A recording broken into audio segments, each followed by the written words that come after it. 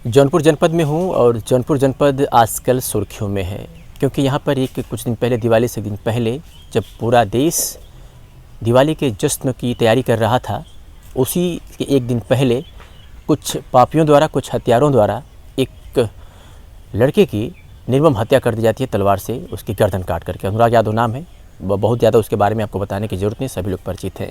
इस मामले को लेकर के हम जौनपुर के हर उन लोगों से बातचीत कर रहे हैं और इस घटना की प्रतिक्रिया ले रहे हैं कि आखिर जिस तरीके से अनुराग यादव के साथ हुआ है, उन पापियों के साथ, उन दोषियों के साथ, उन अपराधियों पर किस तरह की कार्रवाई होनी चाहिए, चाहे वो नेता हो या अभिनेता हो या फिर कोई गायक हो। सबसे हम बातचीत कर रहे हैं, समाज सेवी से लेकर के हर लोगों से, आम आदमी से भी। इस वक्त हम जौनपुर में हैं और हमारे साथ एक नीलम यादव लोक गायिका हैं, इनसे भी बातचीत करेंगे और ये क्या सोचती हैं, क्या कहती हैं। उस अनुराग यादव के मामले में इन्होंने 2 लाइनें भी लिखी हैं, वो भी हम सुनेंगे, लेकिन उससे पहले थोड़ी सी हम पहले बात करते हैं। नीलम जी, अनुराग यादव आपके रिलेशन में आपका भाई लगता था। हाँ। और घटना के बारे में आपको बताने की ज़रूरत नहीं है कि क्या क्या हुआ है, किस तरीके से हुआ है। पहले आप मुझे ये बताइए कि जिस तरीके से घटना हुई है, उन पापियों के साथ, उन हत्यारों के साथ किस तरह की सज़ा की आप मांग करती हैं? हम लोग मांग यही कर रहे हैं भैया कि उनको कड़ी से कड़ी सज़ा दिलाएं। हाँ। किस तरह की सज़ा होनी चाहिए? अरे जीवन कारावास हो जाए फिर भी हम लोगों के लिए कमी है। हाँ। और हमारा अनुराग भैया बहुत सीधा साधा था, लेकिन ये लोग कैसे कैसे क्या कर दिए समझ नहीं आता। हमारे रिश्तेदारी में पड़ते हैं, उनका ननिहाल तितारपुर है, भाई ही लगता था हमारा। हाँ, बहुत कष्ट है उनके जाने से। अब और क्या बताएं, आप लोग तो सब कुछ जान ही रहे हैं। अखिलेश यादव की प्रतिक्रिया इस मामले में नहीं आई है, ना कोई समाजवादी पार्टी का नेता। यादव हमेशा से बदनाम है कि वोट बैंक है अखिलेश यादव का, कुछ भी हो जाए उस पूरे मामले को समझें, बाकी पार्टी की तो बात ही क्या करना। अखिलेश यादव की चुप्पी क्या कहती है? अखिलेश यादव जी से हम यही अपील कर रहे हैं कि वो अनुराग यादव के घर पे आके उनके परिवार से मिलें और जो उनकी मांग है उसको पूरा करें। नहीं तो हम लोग तो अब की बार तो उनके वोट में साथ बिल्कुल नहीं देंगे।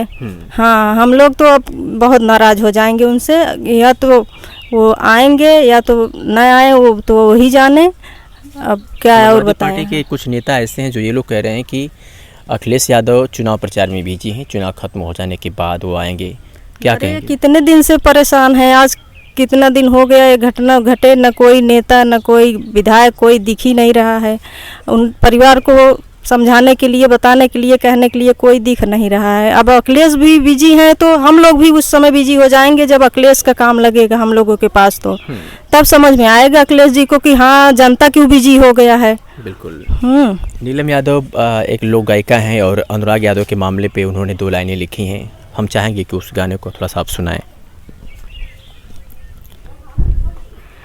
हाँ, मैं सब भैया बान्हब के करखिया, हम सब भैया बान्हब के करखिया, तोहर बिना मानी के बरस नजरिया, अनुराग भैया बिना सुन भइल मानवा, अनुराग भैया बिना सुन भइल मानवा, हम सब अब के करे बान्हब रखिया, अनुराग भैया बिने टप के नयनवा, अनुराग भैया बिना टप के नयनवा।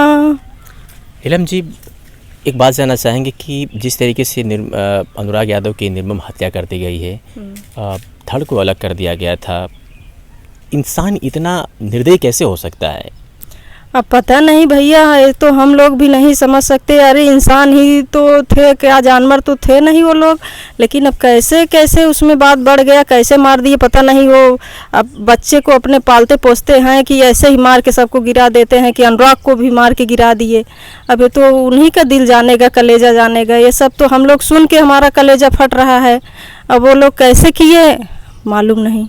एक माँ जिसने अपने लाडले को गोद में रख करके पाला पोसा बड़ा किया, वो माँ एक दिन ऐसा आता है कि अपने बेटे के 2 टुकड़ों को गोद में लेकर के रो रही थी, तड़प रही थी, भीख मांग रही थी कि मुझे इंसाफ दिलाया जाए। मेरा एक ही बेटा था जिसे पापियों ने मार डाला, ख़त्म कर दिया। मेरा तो चिराग ही इस घर का बोझ किया। कौन हमारी बुढ़ापे की लाठी बनेगा और कौन इन बेटियों की रक्षा करेगा।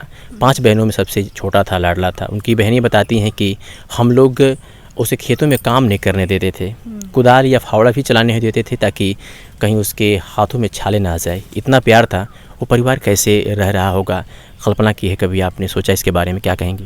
अरे भैया, हम तो देखते हैं कि वो परिवार दिन रात बस रोते बिलखते ही उनका बीत रहा है।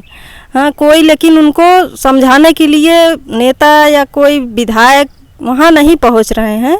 बस केवल वो अब गांव के लोग सब जाते हैं, वही सब समझाते हैं, लेकिन उनके समझाने से तो उनका सबका कम ही है अभी। ये नेता जो कहते थे कि आप हमें वोट करिए, हमारी पार्टी को जिताइए, हम आपके सुख दुख में साथ देंगे, वो भी नहीं पहुंच रहे हैं। नहीं, वो भी कहीं अपना व्यस्त हैं। अभी इस समय व्यस्त रहेंगे, जब उनका काम आएगा ना तब जनता के पास आएंगे कि अब हम फुर्सत में हो गए हैं। हाँ, अभी अनुराग के कांड में ना कोई नहीं खाली है कि हम जाके उनके घर पे उनके परिवार से मिलें, कहें, समझाएं, न्याय दिलाएं, ये सब अभी नहीं हो अगर रहा है। ऐसे ही होता रहेगा यादव समाज के साथ में, और यादव के जो नेता हैं, जो उनके मसीहा हैं, अगर वो सामने नहीं आते हैं, तो मुझे तो लगता है कि धीरे धीरे जो अखिलेश यादव का जो कोर वोट बैंक है यादव वाला, वो धीरे धीरे हट जाए, किसी और पार्टी के साथ चला जाएगा। अब हट जाए तभी ठीक है, और क्या बताएं। अब जब नहीं आ रहे हैं तो क्या बताएं, और उसके आगे कोई बात ही नहीं। हम लोग तो भाई परेशान हैं, हमारे परिवार हैं, रिश्तेदार हैं, हम लोग तो सब तड़प रहे हैं। अब कह रहे हैं अगर आएंगे तो ठीक है, नहीं आएंगे तो फिर अपना आगे के लिए समझेंगे कि क्या होने वाला है। क्या होने वाला है। चलिए, यादव, अनुराग यादव अब वापस तो इस जहां में नहीं आएगा, अब उसकी यादें ही रह जाएंगी इस जहां में। लेकिन किसी नेता के आने से भी वापस नहीं आएगा, लेकिन उनके आने से उस घर के माहौल में कुछ बदलाव ज़रूर होगा। उनकी जो बेटियां हैं, यानी अनुराग यादव की जो बहनें हैं, उनको कुछ सांत्वना मिलेगा, उन्हें एक हिम्मत मिलेगी कि अब जो सो हुआ, लेकिन समाज मेरे साथ है। ऐसी कंडीशन में ज़रूरत है ऐसे नेताओं को उनके घर पहुंचकर उन्हें सांत्वना देने की। शुक्रिया।